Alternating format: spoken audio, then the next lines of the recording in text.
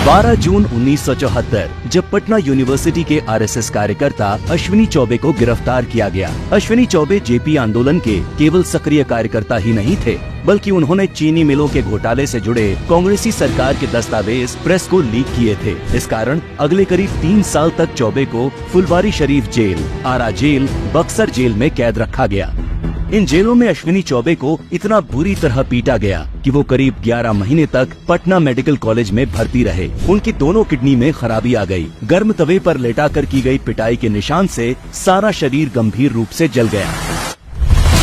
लेकिन ये अकेली अश्विनी चौबे की कहानी नहीं थी। यह आपातकाल में कांग्रेसी अत्याचारों की अनगिनत कहानियों में से मात्र एक कहानी थी। और इस घटना के ठीक 1 साल बाद 12 जून 1975 को राजनारायण बनाम इंदिरा नेहरू गांधी मामले में इलाहाबाद हाई कोर्ट ने इंदिरा गांधी को दोषी मानते हुए संसद से अयोग्य घोषित कर दिया और उनके किसी भी निर्वाचित पद पर रहने पर 6 साल के लिए प्रतिबंध लगा दिया।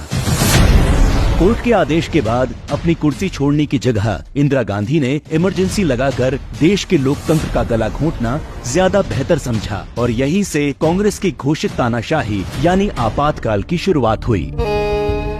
इमरजेंसी इंदिरा सरकार का थोपा हुआ वो काला दौर था जब सच्चाई बताने वाली प्रेस का गला घोंटा गया, संविधान की रक्षा करने वाली न्यायपालिका के हाथ काट दिए गए, महंगाई के खिलाफ आवाज उठाने वाले छात्रों की आवाज कुचल दी गई, कुशासन का विरोध करने वाले समूचे विपक्ष को जेल में ठूंस दिया गया। और ये सब सिर्फ इसलिए चलता रहा ताकि इंदिरा गांधी के हाथ से सत्ता न जाए। इमरजेंसी के दौर में भारत की जेलों में होने वाली यातनाएं अंग्रेजी राज के काला पानी की याद दिला रही थी। इंदिरा गांधी का सबसे ज्यादा गुस्सा छात्रों पर फूटा, क्योंकि छात्रों के नवनिर्माण आंदोलन की वजह से ही गुजरात के कांग्रेसी सीएम चिमन भाई को इस्तीफा देना पड़ा था। वहीं बिहार छात्र संघर्ष समिति भी इंदिरा गांधी के लिए सरदर्द बनी हुई थी। इसीलिए आपातकाल के दौरान इंदिरा सरकार ने सबसे भीषण दमन छात्रों का ही किया। छात्र संगठनों को प्रतिबंधित करके छात्र नेताओं को जेल में ठूंस दिया गया, जहाँ उन्हें पुलिस या ज्यादतियों का शिकार होना पड़ा। तब के दिल्ली छात्र संघ अध्यक्ष और एबीवीपी के नेता 22 साल के अरुण जेटली जी को भी 19 महीनों तक तिहाड़ जेल में रखा गया, जहां उन्हें खाने के लिए मक्खियां तैरती पानीदार दाल और अधपकी रोटियां दी जाती थी। दिल्ली के जसवीर सिंह को उल्टा करके इस तरह पीटा गया कि चोट के प्रमाण न रहे। रेलवे ट्रेड यूनियन नेता जॉर्ज फर्नांडिस के भाई लॉरेंस फर्नांडिस को इतना पीटा गया कि वो सालों तक सीधा खड़ा नहीं हो पाए। इस दौरान किश्तया गौड़ और भूमया तक को फांसी दे दी गई। मीसा और डीआईआर कानून बनाकर लाखों लोगों को जेल में डाला गया, जहां बर्फ की सिल्लियों पर लेटाकर सत्याग्रहियों को पीटा जाता था। उनकी उंगलियों पर कुर्सी रखकर उस पर बैठा जाता था। बेहोश होने तक चाबुक से घंटों पीटा जाता। कई दिनों तक भूखा प्यासा तड़पाया जाता और इस दमन के खिलाफ कहीं आवाज नहीं उठाई जा सकती थी। सिर्फ आम जनता ही नहीं, विपक्ष के बड़े नेताओं को भी इस सरकारी दमन का शिकार होना पड़ा। 25 जून 1975 को जयप्रकाश नारायण ने दिल्ली के रामलीला मैदान में करीब 1 लाख लोगों की जनसभा को संबोधित किया, जहां उन्होंने कांग्रेसी सरकार को चुनौती देते हुए सिंहासन खाली करो की जनता आती है नारा लगाया।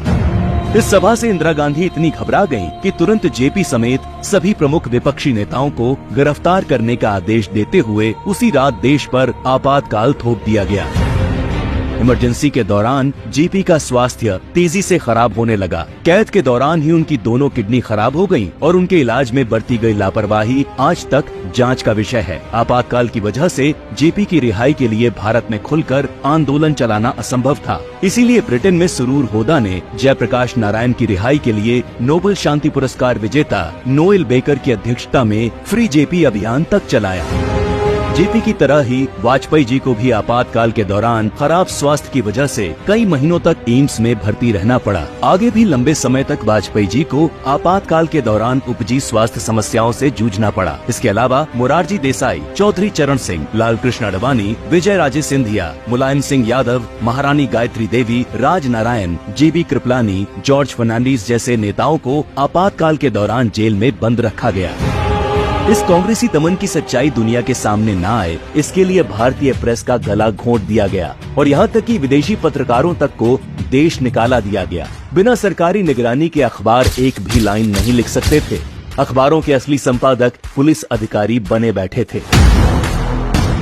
आपातकाल के 19 महीनों में 327 पत्रकारों को जेल, 3801 अखबार जब्त, 290 के सरकारी विज्ञापन बंद, करीब 60 लाख लोगों की नसबंदी, करीब 5 से 7 लाख लोग हुए बेघर।